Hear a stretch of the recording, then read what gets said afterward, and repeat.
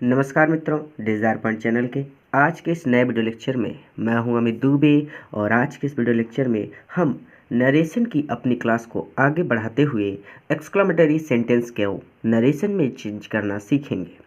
Video बहुत ज़्यादा logical और बहुत ज़्यादा इजी होगा, बस ध्यान से समझिएगा, क्योंकि मुझे पता है कि आपको बहुत सारे लोगों ने ये ज़रूर कहा होगा कि एक्सक्लेमेटरी सेंटेंस बहुत हार्ड है नरेशन में चेंज करना, लेकिन मैं प्रॉमिस कर रहा हूँ कि ये बहुत ज़्यादा आसान है। क्योंकि इसमें बहुत सारी चीज़ें एक साथ समाई हुई हैं, इसलिए इसे समझना कठिन होता है। तो आज हम इसे स्टेप वाइज समझेंगे ताकि हर एक चीज़ हम आसानी से समझ सकें। तो सबसे पहला प्रश्न उठता है कि एक्सक्लेमेटरी सेंटेंस क्या होता है। इसे आप लिख लीजिएगा ताकि आपको याद रहे कि ऐसे वाक्यों में प्रसन्नता यानी जॉय, शोक या सारो, या आश्चर्य यानी कि सरप्राइज आदि प्रकट किया जाता है। ठीक है, तो चलिए इसे नरेशन में चेंज करना सीखते हैं। अब नरेशन में यहाँ पे कई चीज़ें हैं। प्रसन्नता भी प्रकट की जा सकती है, शोक भी प्रकट किया जा सकता है, आश्चर्य भी प्रकट किया जा सकता है। तो इन सारी चीज़ों को हम एक एक स्टेप में समझते हैं और देखते हैं कि उन्हें कब किस स्थिति में कैसे चेंज करना है। ठीक है, सबसे पहले हम देखते हैं कि यदि वाक्य में प्रसन्नता प्रकट की जाए तो हम उसे कैसे समझेंगे कि यहाँ पे प्रसन्नता प्रकट की जा रही है और हम उसे कैसे सॉल्व करेंगे। ठीक है, तो देखिए, तो सबसे पहली स्थिति, यदि वाक्य में प्रसन्नता प्रकट की जाए तब उसे कैसे सॉल्व करना है, ध्यान से समझिए। अगर प्रसन्नता प्रकट की जा रही है तो वहाँ पे हम एक्सक्लेम्ड विथ जॉय या फिर एक्सक्लेम्ड विथ डिलाइट लिख सकते हैं। ठीक है, दोनों में से कोई भी एक लिख सकते हैं। ध्यान से समझना है भैया, कुछ भी छोड़ना नहीं है आपको। ठीक है, तो पूरा ध्यान यहाँ पे केंद्रित कर लीजिए और आज संकल्प ले लीजिए कि इस वीडियो के बाद एक्सक्लेमेटरी सेंटेंस आपके लिए आसान हो जाएगा। ठीक है, क्योंकि आप एक्सरसाइज कर रहे हैं। तो एक्सक्लेम्ड विथ जॉय या एक्सक्लेम्ड विथ डिलाइट, दोनों में से कोई एक कर सकते हैं। अच्छा, इसे चेंज करने का गजब का तरीका है।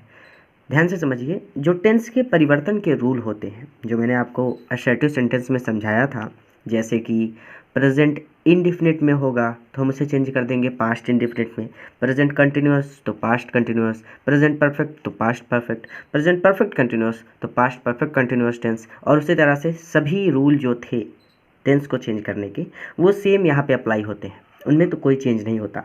बस यही एक्सक्लेम्ड विथ जॉय या एक्सक्लेम्ड विथ डिलाइट, ये चीज़ समझनी होती है। तो देखिए, जैसे लिखा है कि he said hurrah my old friend has come. बड़ी प्रसन्नता, हुर्रा, ये जो हुर्रा है ये प्रसन्नता के लिए यूज होता है। ठीक है, तो hurrah my old friend has कम, मेरा पुराना मित्र आ गया है। तो हम इसे क्या करेंगे, इस सैड को और इस हुर्रा को, इन दोनों को एक साथ हटाने के लिए हम एक्सक्लेम्ड विथ जॉय या एक्सक्लेम्ड विथ डिलाइट का यूज करते हैं। तो दोनों में से कोई एक लिख देंगे। तो सबसे पहले ही लिखेंगे, ही। अब चलिए एक्सक्लेम्ड विथ डिलाइट ही लिख देते हैं। ठीक है, तो एक्सक्लेम्ड विथ DELIGHT डिलाइट। अब इस एक्सक्लेम्ड विद डिलाइट ने सैड और हुर्रा दोनों का काम खत्म कर दिया। आगे बढ़ के मिलता है कॉमा इन्वर्टेड कॉमा, तो कॉमा इन्वर्टेड कॉमा हटाने के लिए दैट ही लगता है। ठीक है, तो he exclaimed with delight that. अब चूंकि इसके बाद हम आगे आते हैं तो हमें मिलता है माई। ठीक है, और ये जो माई है ये आई का ही बदला हुआ रूप है। आई, मी, माई, माइन, इस तरह से ये चलता है ना। तो अब हम इसको लेके जाएंगे सब्जेक्ट के पास। तो ही है सब्जेक्ट, जो लिखा है वही लिख देना है, लेकिन यहाँ पे ये माई वाले केस में है तो हमें इसे ही को चेंज कर देना है हिज में। ठीक है, तो ये हो जाएगा हिज। समझ में आ रही है बात? आशा करता हूँ कि ऑप्टेटिव सेंटेंस और इम्परेटिव सेंटेंस का लेक्चर देखने के बाद आपके लिए ये चेंज करना आसान हो गया होगा। ठीक है, यानी माई फ्रेंड थे, लेकिन अब सेंटेंस है ही, तो हिज फ्रेंड्स यानी उसके फ्रेंड्स। माई मतलब मेरे, हिज मतलब उसके। ठीक है, ओल्ड का ओल्ड ही रहेगा, फ्रेंड का फ्रेंड ही रहेगा, FRIEND। उसके बाद हैज़ चेंज हो जाएगा हैड में, और कम केम कम, थर्ड फॉर्म भी कम ही होता है तो कम ही रहेगा यहाँ पे, फुल स्टॉप। वर्ब की third form come came come, third form of the verb come ही होता है तो कम रहेगा, और लास्ट में हम लगा देंगे फुल स्टॉप। फुल स्टॉप लगाना बहुत ज़रूरी है। अच्छा, इसी तरह के वाक्य को एक और तरीके से बनाया जा सकता है, हालांकि ये वाला सबसे ज़्यादा आसान है। एक चीज़ और आपको जानते रहना चाहिए इसके बारे में। इस वाक्य को ध्यान से समझिए कि द बॉयज सैड, लड़कों ने कहा, हुर्राह, हुर्राह यानी प्रसन्नता के लिए, we have won the match, कि हम मैच जीत गए। ध्यान से समझिए, आप चाहें तो ठीक इसी तरह से इस वाक्य को कर सकते हैं, ठीक है। लेकिन अगर आप थोड़ा सा और एक्साइटमेंट दिखाना चाहते हैं, हालांकि एक ऐसी स्थिति प्रकट हो जाए, बहुत ज़्यादा मुश्किल से उन्होंने मैच जीता हो और इस समय वो बहुत ही ज़्यादा प्रसन्न हो, यानी प्रसन्नता के चरम पर हो, ऐसी स्थिति हो, तो हम यहाँ पे एक और तरह से इस वाक्य को बना सकते हैं। यहाँ पे हम द बॉयज़ लिख के हम यहाँ पे लिख सकते हैं क्राइड आउट। क्राइड आउट का मतलब होता है बहुत ज़्यादा ज़ोर से, इतनी ज़्यादा खुशी कि चीख निकल जाए, विथ जॉय। देखिए, यही एक्सक्लेम्ड के स्थान पे हमने क्राइड आउट लिख दिया है, बस, और कुछ नहीं किया है, ठीक है। तो विथ यहाँ पे डिलाइट किया था, आप जॉय या डिलाइट दोनों में से कुछ एक कर सकते हैं। तो आप यहाँ पे हमने एक बार डिलाइट किया था, इस बार हमने यहाँ पे जॉय कर दिया, ठीक है, ताकि आप दोनों तरह से समझ सकें।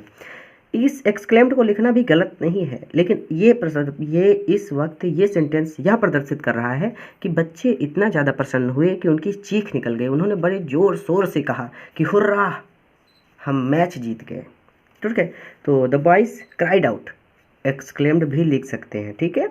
तो cried out with Joy, comma inverted comma हटाने के लिए दैट, वी फर्स्ट पर्सन है, उठ के जाएगा द बॉयज़ के पास, तो बॉयज़ बहुत सारे लोग हैं, यानी ये हो जाएगा दे ना, दे माने वे सभी। हैव का हो जाएगा हैड, वॉन का वॉन ही रहेगा क्योंकि ऑलरेडी थर्ड फॉर्म है, द मैच, TCH और ये full stop. The boys cried out with Joy that they had von the match. और अगर इतनी ज़्यादा एक्साइटमेंट आप नहीं दिखाना चाहते तो आप सीधा लिख सकते हैं exclaimed with Joy, that's it. चाहे जॉय लिखें चाहे डिलाइट, ठीक है। तो प्रसन्नता का काम खत्म हो गया। हो सकता है वीडियो लेक्चर थोड़ा सा बड़ा बने, लेकिन मेरा प्रॉमिस है कि आज के बाद इस टॉपिक में आपको कोई प्रॉब्लम नहीं होगी। अच्छा, ये प्रसन्नता के लिए था, अभी दुख भी प्रकट किया जा सकता है इस वाक्य की सहायता से। तो चलिए दुख वाले को देख लेते हैं। तो स्टेप 2, यदि शोक प्रकट किया जाए। देखिए, ये एक्सक्लेम्ड विथ सबके साथ चिपका रहता है, ठीक है, तो इसकी टेंशन नहीं लेनी। शोक होता है तो शोक के लिए हम दुख लिखते हैं, यानी सैरो ना, सैरो कहते हैं ना कि भाई दुख, ग्रीफ माने भी सैरो यानी दुख होता है, ठीक है। ये मैंने शुरू में ही लिख के दिखा दिया था, प्रसन्नता के लिए जॉय, शोक के लिए सैरो, आश्चर्य के लिए सरप्राइज, ये चीज़ें बताई थी। एक्सक्लेम्ड विथ ये तो चिपका रहता है। अब देखिए, ही सैड एलैस, एलैस मतलब दुखी है व्यक्ति, बहुत ज़्यादा दुखी, तो एलैस लगाया जाता है, ठीक है। तो ही सैड, तो ही रहेगा, सैड और एलैस इन दोनों को हटाने के लिए हम चाहें तो एक्सक्लेम्ड विथ सैरो या एक्सक्लेम्ड विथ ग्रीफ लिख सकते हैं। तो चलिए लिख देते हैं एक्सक्लेम्ड विथ सैरो,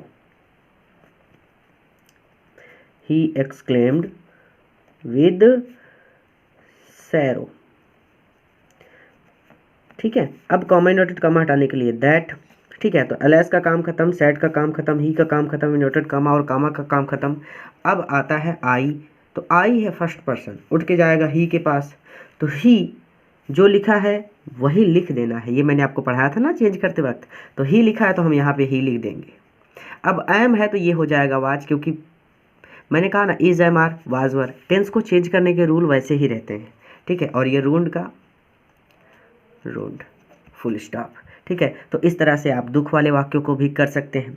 अच्छा, अगर किसी की प्रशंसा की जाए तो यहाँ पे भी एक नियम है, प्रशंसा भी कभी कभी इस वाक्यों में की जाती है, तो प्रशंसा करने के लिए यहाँ पे एक और नियम है, उसको भी देख लेते हैं। अब अगर दुख प्रकट होगा तो उसे ऐसे बनाना है, ठीक है। प्रसन्नता प्रकट होगी तो ऊपर बता दिया गया है। अब आपको बताते हैं कि अगर किसी की प्रशंसा कर दी जाए तो उसे कैसे समझेंगे और उसे कैसे करेंगे। तो चलिए आगे चलते हैं। तो ये वाला सबसे गजब है और सबसे आसान है, क्योंकि इसमें बस एक ही चीज़ ध्यान देनी होती है, प्रेज्ड या अपलाउडेड का। देखिए, स्टेप 3 है कि यदि किसी की प्रशंसा की जाए तो हम उसे कैसे सॉल्व करेंगे। देखिए, यदि प्रशंसा की जाए तो हम प्रेज्ड या अपलाउडेड का यूज करते हैं। कैसे करते हैं, ये जो सेड टू है यहाँ पे या तो प्रेज्ड लिखा जाएगा या तो अपलाउडेड लिखा जाएगा, बस, और कुछ नहीं, ठीक है। तो देखिए कैसे होगा, ही का ही रहेगा। अब सैड टू के स्थान पे या तो प्रेज्ड लिखें या तो अपलाउडेड, क्योंकि ही सैड टू अस, वह हमसे कहता है ब्रावो, शाबाश, यू हैव डन वेल, तुमने अच्छा काम किया। तो ही अपलाउडेड कर देते हैं चलिए, या फिर आप प्रेस्ड भी कर सकते हैं, ठीक है, कुछ भी जो आपको याद रहे। इसमें बहुत सारे ऑप्शन मिलते हैं, इसलिए ये मुझे बहुत ज़्यादा अच्छा लगता है। मेरे लिए सबसे ज़्यादा आसान और मज़ेदार है कि कुछ भी याद हो इन दोनों में से, या फिर यहाँ पे ग्रीफ वाले में भी सारो याद हो जाएगा, ग्रीफ याद हो, कुछ भी कोई भी याद हो हम लिख देते हैं आसानी से। यहाँ पे हमें ऑप्शंस बहुत ज़्यादा मिल जाते हैं और ये सबसे अच्छी बात है। तो ही अपलाउडेड, अब यहाँ पे अस, अब इस अपलाउडेड ने ब्रावो का काम कर दिया ख़त्म, ठीक है। तो कॉमा इनवर्टेड कॉमा हटाने के लिए दैट लगाएंगे। यू चूँकि सेकंड पर्सन है तो उठ के आएगा अस के पास। अब अस ये जो है ये वी का होता है, यानी हम वी को कहते हैं ना, चेंज कर देते हैं अस में, तो ये हो जाएगा वी। हैव का हो जाएगा हैड, डनवेल का डनवेल ही रहेगा, ठीक है, क्योंकि हैव तो चेंज हो सकता है लेकिन ये थर्ड फॉर्म ऑलरेडी है तो इसे चेंज करने की आवश्यकता ही नहीं है। तो he applauded us that we had done well, आप चाहें तो यहाँ पे प्रेज्ड भी कर सकते हैं, ठीक है, कोई गलती नहीं होगी। He praised us that we had done well, इस तरह से आप इसे चेंज कर सकते हैं अगर किसी की प्रशंसा की जाती है तो बस इस तरह से आप इसे चेंज कर सकते हैं। आशा है आपको वीडियो लेक्चर पसंद आया होगा। और हाँ, इसमें अलविदा कहने वाला भी टॉपिक आ जाता है, जैसे गुड बाय, तो उसके लिए मैंने आपको ऑप्टेटिव सेंटेंस में बताया था बेड, तो वहाँ पे आप जाके उसे देख सकते हैं, वहाँ से आप इस चीज़ को समझ सकते हैं अगर गुड बाय भी इस वाक्य में किसी को कहा जाता है तो, ठीक है। तो इस तरह से आप इसे समझ सकते हैं। आशा करते हैं आपको यह टॉपिक समझ में आया है। अगर वीडियो पसंद आया है तो अपने मित्रों के साथ भी ज़रूर शेयर कीजिएगा ताकि वहाँ भी इसका लाभ ले सकें। और अगर नए हैं तो चैनल को सब्सक्राइब कर लीजिए। पूरा वीडियो देखने के लिए आपका बहुत बहुत धन्यवाद।